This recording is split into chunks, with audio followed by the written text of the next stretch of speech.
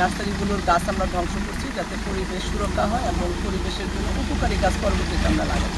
তো তারা যাতে ক্ষতিগ্রস্ত না হয় এই জন্য সরকার প্রণোদনার আওতায় তাদের চারাটা স্বল্প মূল্যে ক্রয় করে এটা ধ্বংস করার ব্যবস্থা গ্রহণ করেছে। একটা গাছ নেশায় করতেছিলাম, যে এই গাছ সরকার নিষিদ্ধ করছে, নিষিদ্ধ করার পরে আমি এটা সম্পূর্ণ বাদ দিয়ে দিলাম। আর আমি অন্য চারা করবো, এখন আম, কাঁঠাল এগুলো করবো, এগুলো বাদ দিয়ে দিলাম। সরকার আমার নিষিদ্ধ করছে, তার জন্য উপযুক্ত আমাকে টাকা দিচ্ছে। গাছের আমি 5,000 গাছের টাকা পাইলাম, 20,000 টাকা। বিধ্বংসী ইউক্যালিপটাস এবং আকাশমণি চারা ধ্বংস করার উদ্যোগ আমরা সরকারিভাবে গ্রহণ করেছি।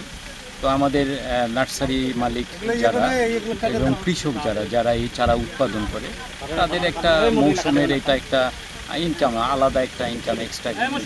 তো তারা যাতে ক্ষতিগ্রস্ত না হয় এই জন্য সরকার প্রণোদনার আওতায় তাদের চারাটা স্বল্প মূল্যে ক্রয় করে এটা ধ্বংস করার ব্যবস্থা গ্রহণ করেছে। সেই কার্যক্রমের অংশ হিসাবে আমরা আজকে এখানে 5,000 পাশে আরও যে নার্সারি আছে সেই চারাগুলো কৃষকদেরকে আমরা এই চারার মূল্য হস্তান্তর করে আমরা আপনারা জানেন যে ইউক্যালিপটাস গাছ আমাদের পরিবেশের জন্য খুব ক্ষতিকর। আমাদের এই জেলায় ইউক্যালিপটাস গাছ ধ্বংস করার জন্য আমরা সরকার থেকেও প্রণোদনার অর্থ পেয়েছি, সেটাই বিভিন্ন নার্সারির মালিকদেরকে দেওয়া হচ্ছে এবং সেই অর্থের বিনিময়ে আমার সেই নার্সারিগুলোর গাছ আমরা ধ্বংস করছি যাতে পরিবেশ সুরক্ষা হয় এবং পরিবেশের জন্য উপকারী গাছ পরবর্তীতে আমরা লাগাবো। RICL TMX, যুগের পর যুগ স্থাপনা থাকে মজবুত।